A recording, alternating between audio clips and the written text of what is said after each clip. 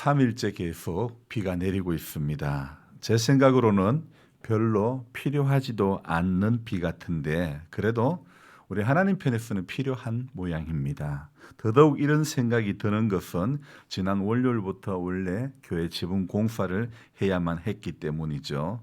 하지만 일이 늦어질 때에는 또 늦어질 이유가 있는 것이고 또 하나님의 다른 계획이 있는지 아무도 모르는 것입니다. 그러고 보니 사람들은요, 자신의 소망에 따라 하늘로부터 오는 것도 제 마음대로 하고 싶어 하는 그런 마음이 있는 것 같습니다. 비도 내가 필요할 때 내려야 하는 것이고 내가 필요하지 않을 때는 멈춰야 하는 그런 자기 중심적인 그런 생각들이 참 많은 것 같습니다. 기도하는 것도 내가 생각하는 대로 응답이 되어져야 기쁘고 하나님께서 원하시는 방향대로 이렇게 인도해 가시면 왠지 니느웨로 가기 싫어하는 요나처럼 엄한 길로 가려고 하는 그런 모습들이 있죠. 남미에 우루과이라고 하는 나라가 있는데 그 우루과이의 작은 성당에 이런 그 기도문이 적혔는데 우리가 일반적으로 하는 주기도문이 아니라 다시 생각하는 주기도문이라는 그런 글귀가 벽에 적혀 있는데요. 제가 한번 읽어드리겠습니다.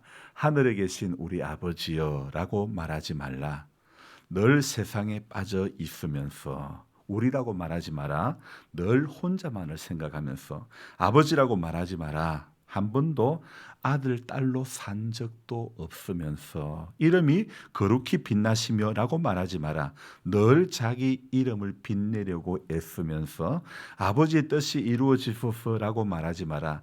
늘 내 뜻이 이루어지기를 이렇게 바라면서 아멘이라고 말하지 마라.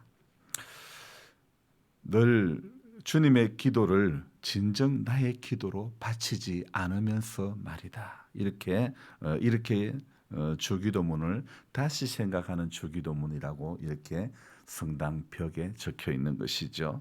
한 절 한 절이 어쩌면 우리를 부끄럽게 하는 그런 기도문이 아니겠습니까?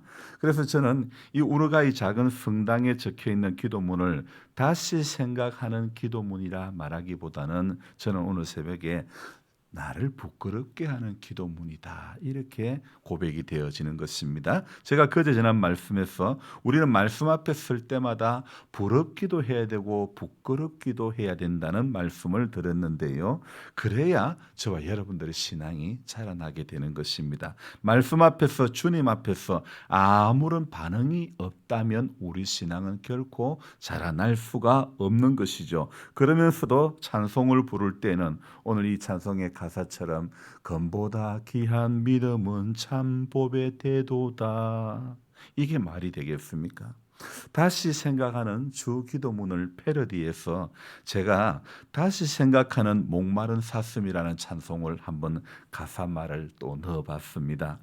목마른 사슴이 시냇물을 찾듯이 시냇물을 찾아 헤매듯이 말하지 마라. 한 번도 목말라 본 적도 없으면서 내 영혼 주를 찾기에 갈급하나이다.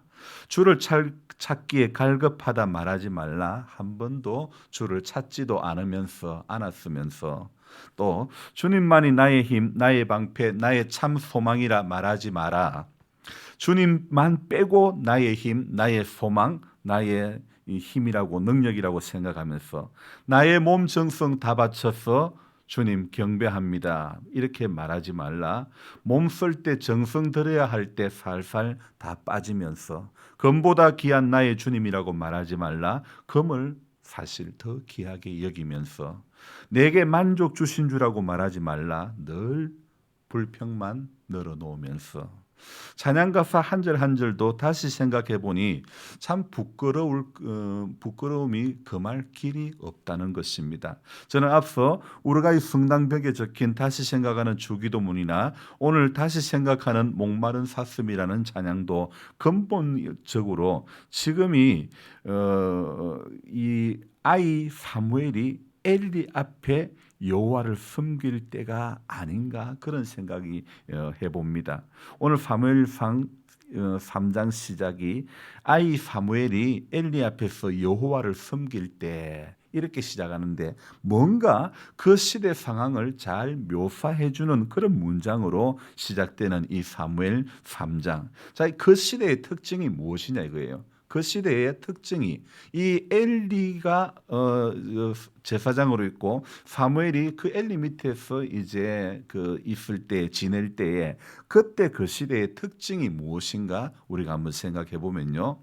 오늘 이 문장으로 한번 1절 끝에 문장으로 한번 읽어 봅시다. 그때 시대의 특징이 무엇입니까? 여호와의 말씀이 희귀하여 이상이 흔히 보이지 않았더라. 자, 이 아이 사무엘이 자라가던 그 시대의 특징이 여호와의 말씀이 희귀하여 이상이 흔히 보이지 않았더라. 이게 바로 그 시대의 특징이라는 것이죠. 이 말씀은 하나님의 말씀이 희귀하다는 말씀은 그만큼 영적으로 어두웠던 시대라는 것을 말씀하고 있는 것이죠. 그래서 아이 사무엘은 사사기 배경 속에 태어났죠. 영적으로 어두운 시대에 기도하는 어머니 한나를 통해서 태어났죠. 또 아버지는 어떻습니까? 아버지는 매년 자기 성읍에서 나와서 실로에 올라가서 만군의 여호와께 제사를 드렸던 아버지 바로 엘가나. 그 아버지를 통해서 이 사무엘이 태어났죠. 하지만 이 아이는 기도하는 어머니 한나가 서원을 하였으므로 하나님 앞에 드려져 지금 엘리 밑에서 수련하는 중입니다. 오늘 1장 28절로 돌아가 보면 어머니가 이렇게 기도하죠. 그러므로 나도 그를 여호와께 드리되 그의 평생을 여호와께 드리나이다 하고 그가 거기서 여호와께 경배하니라. 이렇게 어머니 한나의 기도로서 하나님 앞에 드려졌지만 어린 사무엘은 아직도 하나님을 잘 모르고 하나님의 말씀이 나타나지 않았던 그런 때였죠. 그런 가운데 하나님은 오늘 이 3장에서 어린 사무엘을 3번 부르시는 겁니다. 그래서 4절과 6절에서 하나님 부르시죠. 4절에 여호와께서 사무엘을 부르신지라, 6절에 여호와께서 다시 사무엘을 부르시는지라. 사무엘은 하나님께서 부르실 때마다 어떻게 행동을 취합니까? 엘리에게로 가서 절 불렀습니까? 그렇게 이야기합니다. 저를 부르셨습니까? 제가 여기 있습니다. 이렇게 말할 때에 엘리 나는 안 불렀다.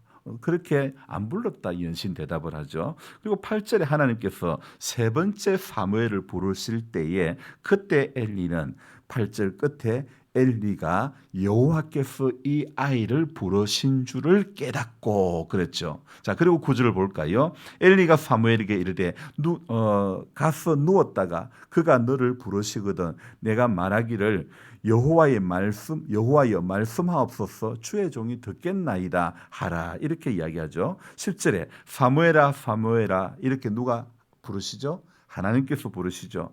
이렇게 사무엘이 이르되 말씀하옵소서 주의 종이 듣겠나이다. 11절 이 말씀에서는요. 하나님은 어린아이에게 11절부터 어떤 말씀을 하냐면 사무엘을 부르시고는 엘리의 죄를 이야기를 하고 엘리 집안을 심판하실 것을 하나님께서는 말씀해 주고 있는 것입니다. 그리고 하나님께서는 저와 여러분들이 같이 또 뒤에 읽었던 19절에서부터 마지막 절까지 사무엘을 온 이스라엘을 이렇게 대표하는 선지자로 하나님께서 세워주시는 겁니다. 자, 처음에는요, 하나님이 부르시는지 엘리가 부르는지 구분도 못했던 아이였지만, 자, 저를 잘 봅시다.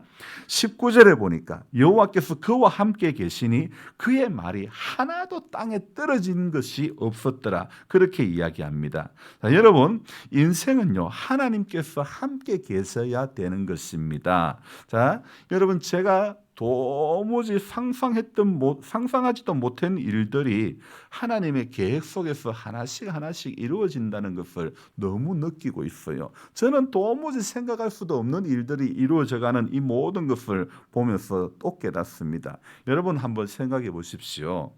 애굽의 종으로 팔려간 요셉, 거기서 이 요셉은 강간범의 누명을 쓰고 애굽의 감옥에 들어갔었죠. 그런데 꿈 하나 잘 해몽했다고 애굽의 거대한 그 나라의 2인자로 세워지는 거 여러분 이게 가능한 일입니까? 그런데 하나님이 개입하시니까 가능해지더라고요.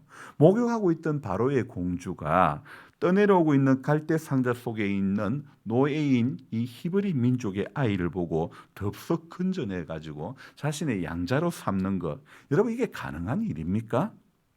절대 권력자의 딸이 노예의 민족의 아들을 양자로 삼는다. 이게 가능한 일입니까? 우리 상식으로는 결코 이해가 되지 않는 그런 어려운 일이 지금 벌어졌지 않습니까? 누가 할 때요?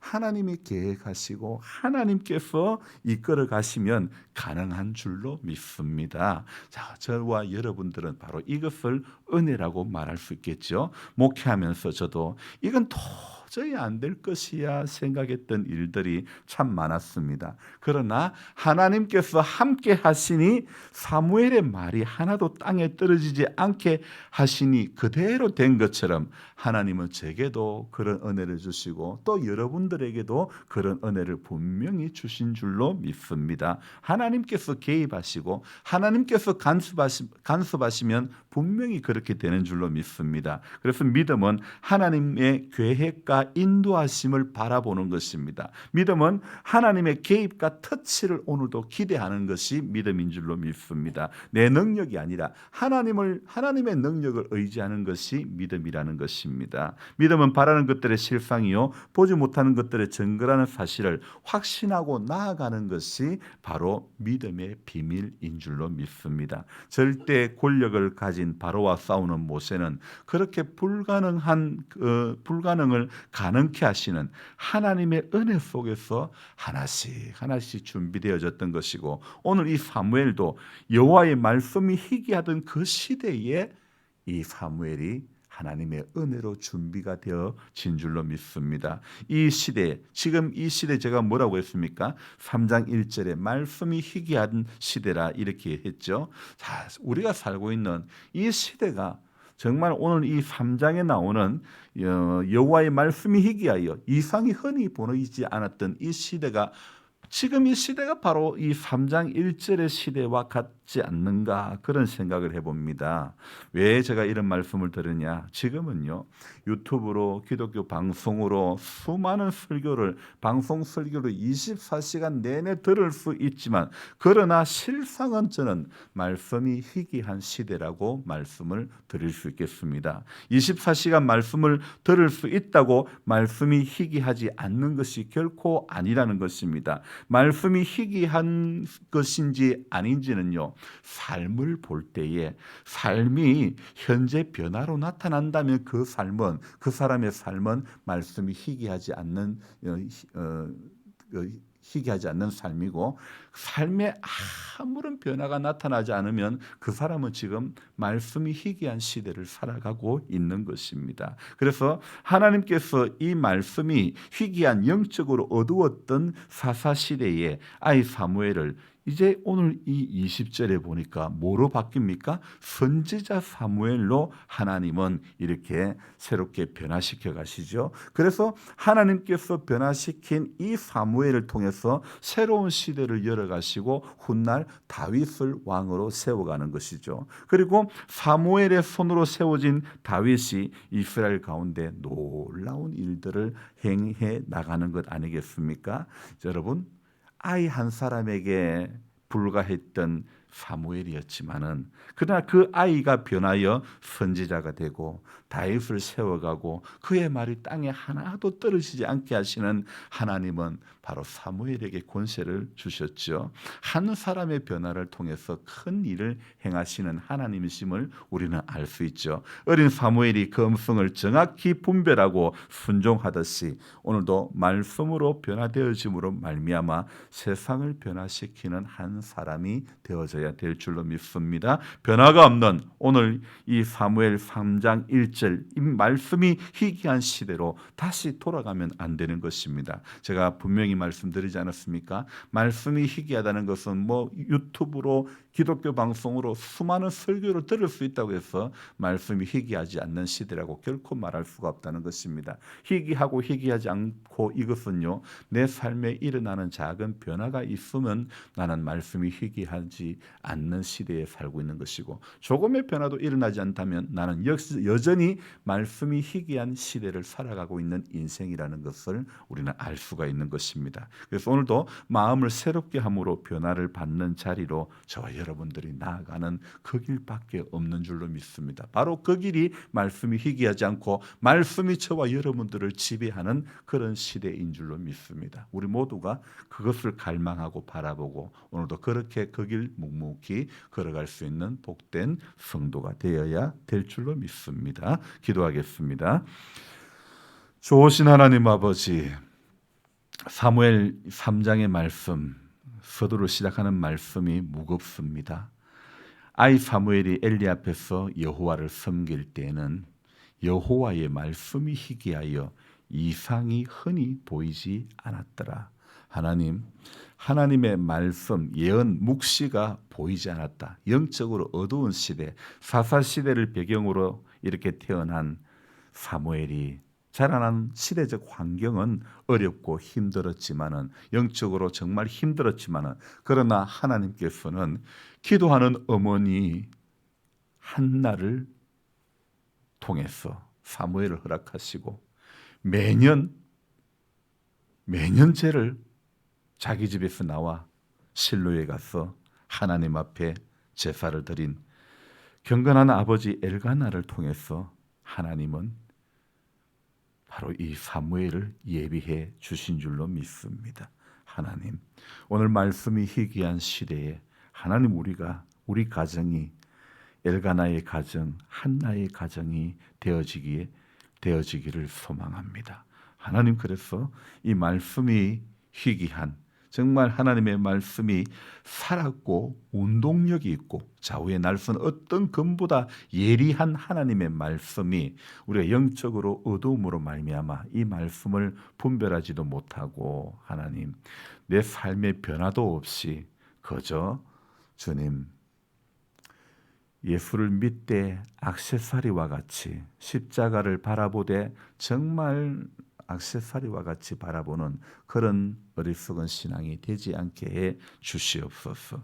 하나님, 마음을 새롭게 함으로 오늘도 변화된 인생의 길이, 우리 신앙의 길이 그렇게 될 수 있도록 도와주시기를 간절히 바라고 원합니다. 존귀하신 하나님 아버지, 어린 사무엘이 처음에는 그 음성을 듣지 못했지만은 그러나 정확히 그 음성을 분별하고 순종했던 그 길, 오늘도 우리 모두가 그렇게 걸어갈 수 있는 하나님의 사람들이 다 될 수 있도록 도와주시옵소서. 수많은 말씀이 인터넷상에 떠돌아다니고 있다 할지라도 그 말씀이 나를 변화시키는 것이 아니라 하나님, 오늘도 내가 순종하는 한 절의 말씀이 우리 자신을 변화시켜 나갈 줄로 믿습니다. 그래서 한 절의 말씀의 중요함을 다시 한번 깨닫고 말씀 한 절 붙잡고 오늘도 모두가 일어나는 반열에 설 수 있도록